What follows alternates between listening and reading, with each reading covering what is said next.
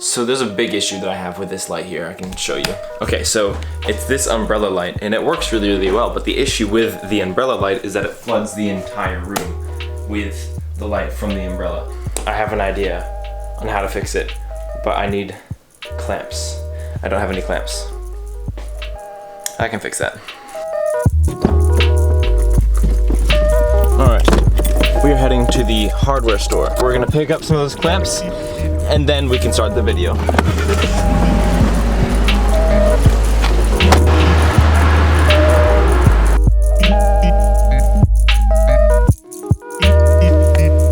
This should do it.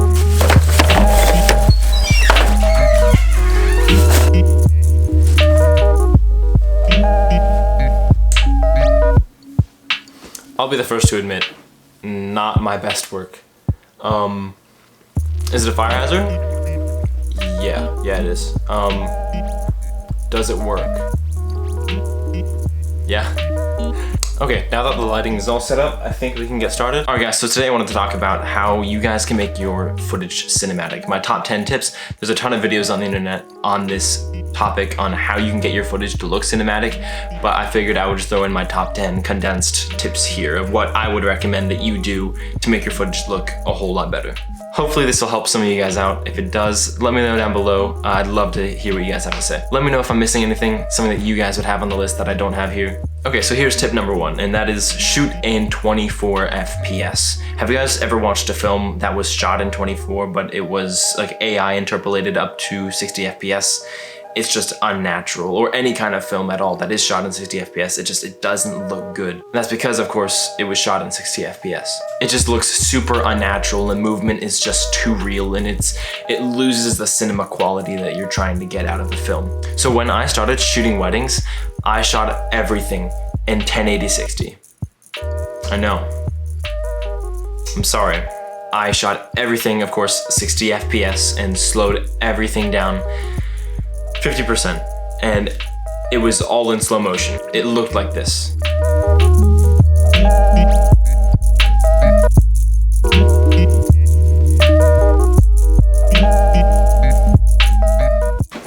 Hey, editor Micah here. I just want to say that wedding video, it was 16 minutes of that. 16 minutes. Fun fact, that wedding was actually for my sister. I'm so sorry, Kate. I hope someday you can forgive me. But it is terrible. That wedding, there's so many issues with it. I can make a whole video just on that. Now, it looks like garbage, of course, because I shot it in that 60 FPS. Now, you can shoot 60 FPS if you want. Just make sure when you're editing, the timeline that you're in is a 60 FPS timeline rather than using something like a 60 FPS timeline, because then you're actually using the 60 frames per second and it looks so awful. But then you have the people that argue, well, for games, it's great, and sure, if you're doing like a gaming channel, absolutely 60 FPS is the way to go. But for cinematic videos, don't do it. Just please don't do it. All right, so tip number 2 is to shoot in log. It's so easy to overlook, especially when you're starting out, but it is so important. If you don't know what shooting in log is, it's kind of like, for an example, shooting RAW versus JPEG for photos. So JPEG, it's really great and everything, but you have a lot less room to work with in the edit, so you can't bring back the shadows or the highlights near as much as you can if you did shoot RAW. So what shooting in log does, it gives you a super flat profile, so it packs in a ton of information in both the highlights and the shadows, which means you can pull from all that detail, giving you way more dynamic range. And dynamic range is so important when it comes to making your footage look cinematic. The reason you want all that dynamic range is, say you're in front of a window and the window is gonna be super blown out if you're exposed properly, or you will be a silhouette and the window will be exposed properly. Now, shooting in log isn't going to fix all these problems, but it's gonna make them a loss? But it will make them a lot less apparent. And say like that blown out look, it's super cheap, and it's something that you really don't want in your footage. So not all cameras have log built in. If you're running on Sony, then you should have log. I'm not entirely sure, I'm not a Sony person right now. hoping to switch over to Sony, by the way. If you're on Canon, running a higher end Canon camera, then you definitely will have it built in, but I'm on a Canon 200D right now, or a Canon Rebel SL2, and it did not have log built in, but you can go online and you can download this log profile called CineStyle, and you can import that onto your camera. There's a super cool tutorial online. Link will be in the description for that, so I highly recommend you guys get that installed if you have a camera that doesn't have log natively built into it. It's actually from Technicolor. Yeah, that Technicolor. Alright guys, so tip number 3 is audio. So in filmmaking, you really want to be able to tell your story, or whatever story you're trying to tell, and audio can be a really big part in that. And if your video doesn't have audio at all, or there's not any good audio, it's really hard to watch. This is, again, a big mistake that I made in my... Here's a package.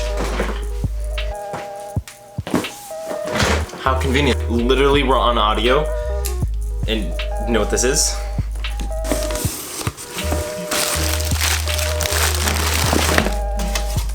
They come with 2, okay, I thought these were SD cards. I'm like, oh, why would these come with SD cards? So these are micro SD cards. They have like the adapter for the normal size one, so that's super handy. But the main event, these things are what I needed. Here we have 2 Tascam DR10Ls. These things are super handy, and given that we're talking about audio, that's pretty appropriate to bring these up, I guess. I bought these used, but it honestly looks brand new, so that's pretty awesome. Well, let's just set these aside for right now. We got a little distracted there, but I think we can get back on track now.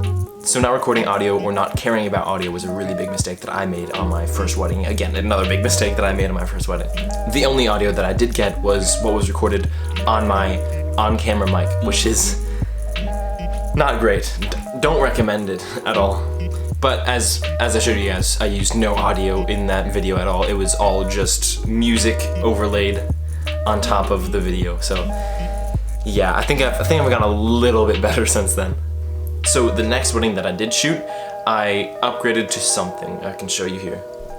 I'm using it on my camera, and sorry if the audio now is horrible. It's this Rode Video Micro. It's really cool, it's cheap, it's like 40 bucks, and it just gives you that slightly better audio than what is on your onboard camera. You do have like the more expensive options that Rode or Deity offers, but those go up into like the $200 range, and that just was not in the budget at the time that I was filming. Those microphones, as well as this one, is kind of meant for like more of like a vlogging kind of style. You can use them for weddings in there. I highly recommend using them for weddings as a like secondary capture of like what the camera's getting. But if you're going for like more of a documentary feel, or say you are filming a wedding, having those Tascam DR10Ls make a massive difference. The thing that's nice about those is that they record everything locally, so it's a built-in recorder as well as the microphone. So you don't have to have any wireless transmitters or anything, you don't have to deal with all that. You just have to set them to record, and you're good for pretty much the entire day.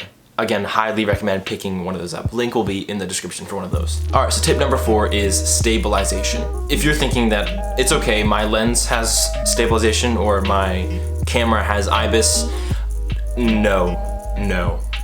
Get a stabilizer, get a gimbal, please, something. I have a Zhiyun, I don't know how to pronounce it. It's a Zhiyun. You know, I'm just gonna call it a Crane V2 because I have this company, whatever you call that, with the Crane 2 version, or the Crane V2, sorry, Crane V2. And this thing is so handy, it works so well. I've had it since my first wedding. So thankfully, my first wedding that I didn't make the mistake of just hand holding my camera the entire time. Editor Micah here again.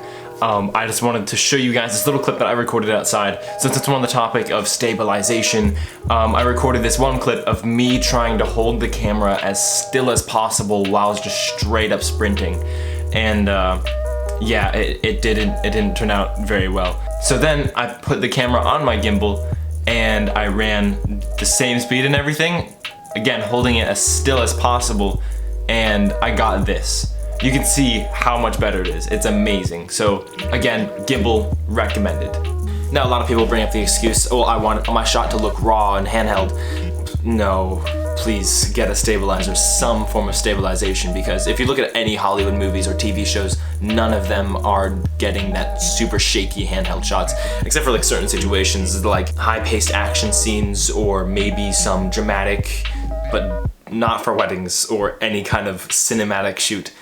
Get a stabilizer. Alright, and tip number 5 is color grading. This one's super easy to overlook, especially if you're starting out as a filmmaker. It's easy just to take your videos into Premiere and just add one of the presets that Premiere has there and just play around. Learn to color grade. Look at some tutorials online. It's relatively easy. Even if you have some really basic color grades, you can even use some LUTs if you want a shortcut. Just use some LUTs, but I don't recommend that being a substitute for you learning how to color grade. Everybody should learn how to color grade because you can evoke different emotions with a certain color grade that you have. And this is also where shooting in log makes a really big difference. Shooting in log, you can pull such a nice grade from shooting in log rather than when you shot in your normal standard picture profiles. Even if it's something basic like an orange and teal look, I highly recommend just doing something, even if it's simple, to your footage. And a really common beginner mistake is to overgrade your footage. You can just crank the saturation and you think it looks good, but then you go back to it like 2 years later and it does not look good. That's something that I did as well. In my second wedding that I did, in my first one I didn't even color grade whatsoever, just because I didn't know how to and I didn't think it was necessary. My second one, I wanted to try to get into color grades and I way overdid it and it was not okay. By the time I did my third wedding, I had a bit more experience with color grading, so I think I did a pretty good job on that one. But you definitely don't want to over color grade. You don't want somebody to look like they just got a spray tan. That's generally not a great look. So yeah, color grading, just remember to keep it subtle and don't overgrade, because it's not good looking when you do that. Not very cinematic, at least. Alright, so here's tip number 6. This is a 21:9 crop, or a cinematic anamorphic crop. If you want to make your footage look a bit more cinematic, I would definitely highly recommend using a anamorphic crop. Now there are really 2 ways you can do this. You can add an overlay onto your footage that just adds those black bars on the top and the bottom, and that's cool and everything, I don't have an issue with that. But what that does, it's adding the bars on the top and the bottom. It's encoding that into your video. So your video thinks that part is video, and generally you don't want that in your footage. That's just more for your PC to encode. And when you're watching on a phone screen, for an example, like the iPhone, these ones aren't exactly 16:9, so that when you watch them, it's going to be like sandwiched in the middle. It's not gonna look the best. So the only way I would recommend shooting that mode is if you're trying to mix 16:9 footage with 21:9 footage. So, say the majority of your video is like this, 16:9. Then I would say it's okay if you want to have like a cinematic sequence in your video, then you can use the overlay instead of actually rendering out a 21:9 aspect ratio video, if that makes sense. But if you can, at all times, I would say if you're trying to make your entire video cinematic, export it out as a 21:9 resolution. If you're shooting in 1080p, 1920x800 is a really good place to start because it gives you that really thin aspect ratio and it looks really, really good. So if you guys do want to drag and drop them on top of the footage, I would highly recommend checking out this pack online of these anamorphic black bar presets. You can download them for free and you just drag and drop them onto your footage and you have a super cool cinematic crop. It's literally that easy. Go check them out, the link will be in the description. Tip number 7 is composition. Now composition is one of those things that you really have to train your eye to look for what looks good and what doesn't. So learning what looks good in composition really helps you to not just look at your subject, look at the foreground, look at the background, just see what looks good and what doesn't. You don't want it to be so distracting that it takes away from your subject, but you don't want it to give an overall underwhelming feeling to your footage. There are a lot of techniques that you can use to get really, really good cinematic footage. There's symmetry, frames, leading lines, and you can even use depth to really separate your subject from the background. It can really take your footage to the next level. And speaking of depth, tip number 8 is actually shallow depth of field. This is probably one of the easiest ways to make your footage look a lot more cinematic. Some people really don't like this one, but It really depends on your style, and me personally, I really think it makes your footage look so much better. Using a really fast lens is a really quick way to make your footage look really great, but it's definitely not for every situation. Sometimes you don't want to have that super blurry background. So if you're running a Canon camera with the EF mount, I highly recommend picking up what's called the Nifty 50. This is a 50mm f1.8 lens, and it is absolutely worth every penny. It's around $100, and it's so great. It's an f1.8 lens, which means you're getting that super blurry background. It's so nice, and it's super cheap. You can buy one used for around 80 bucks. Pick one up on eBay, it's worth it. All right, and tip number 9 is the 180-degree shutter rule.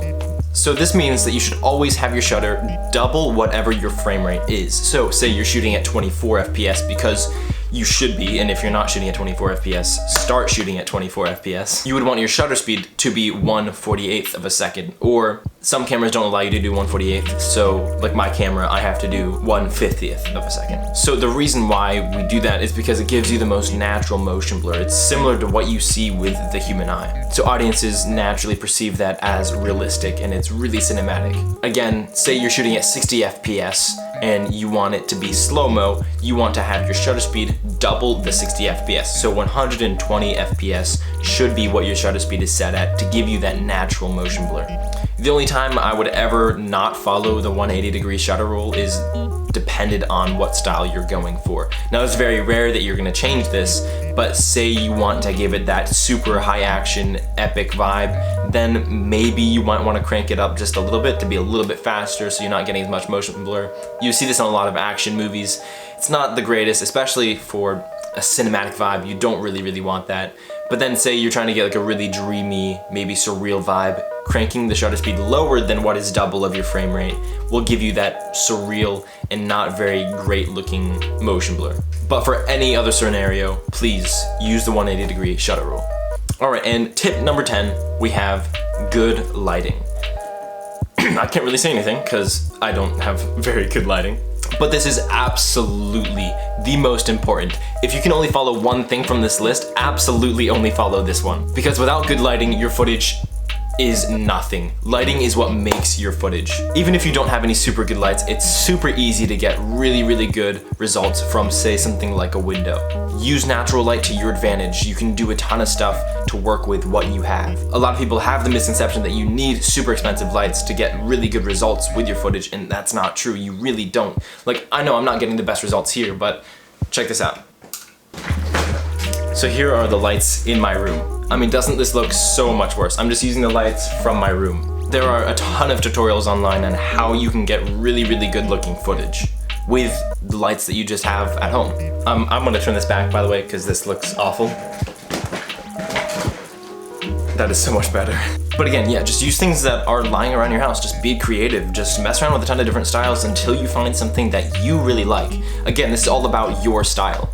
And it's not like you have to have a really great camera as well. I have a camera from 2017. It was a budget camera back then, and it's even more of a budget camera now. This is a Rebel SL2 or Canon 200D. It was $500 when I bought it, and it came out in 2017.